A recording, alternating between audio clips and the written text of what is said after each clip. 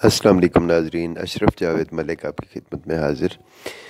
ناظرین، اللہ تعالیٰ نے انسان کو اشرف المخلوقات بنایا ہے اور اسے اختیار دیا ہے، اپنی مرضی دی ہے، اسے تخلیق کا ہنر سکھا دیا ہے۔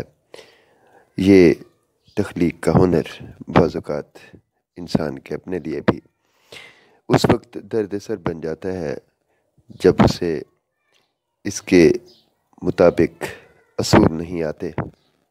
وہ پیدا تو کر لیتا ہے لیکن مارنے کا عمل اس کے لیے جان لیوا ہوتا ہے، بہت کٹھن ہوتا ہے۔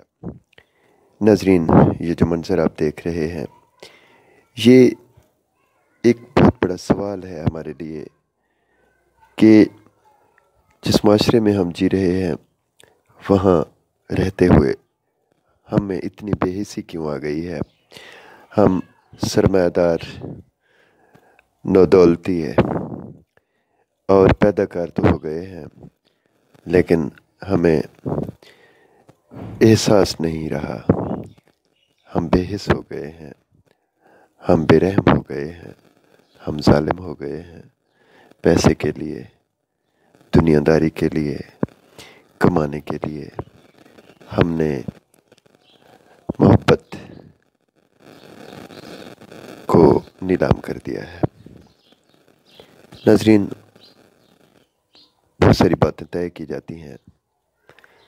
جب وبا کے دن آتے ہیں، برے دن آتے ہیں، مشکلات ہوتی ہیں تو ان چیلنجز سے نپٹنے کے لیے ہمیں سوچنا ہوتا ہے، اور بہتر سوچ یہی ہوتی ہے کہ ہم وہ کام نہ کریں جو ہمارے لیے مشکل ہو، ہم وہ توقع نہ رکھیں جو پوری نہ ہو۔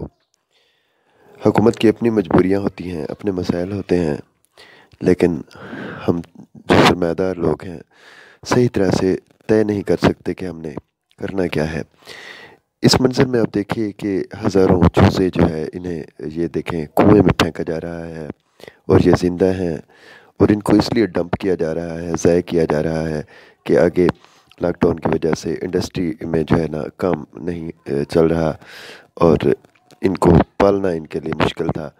پالنے والا تو اللہ ہے جو اربوں خربوں زندہ نامیات کو، پرندوں، جانوروں کو، پودوں کو، انسانوں کو اپنی روزی فراہم کر رہا ہے۔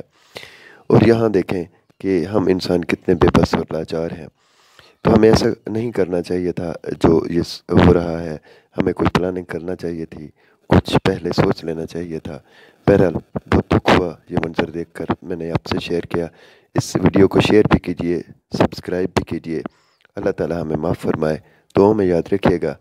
اللہ حافظ۔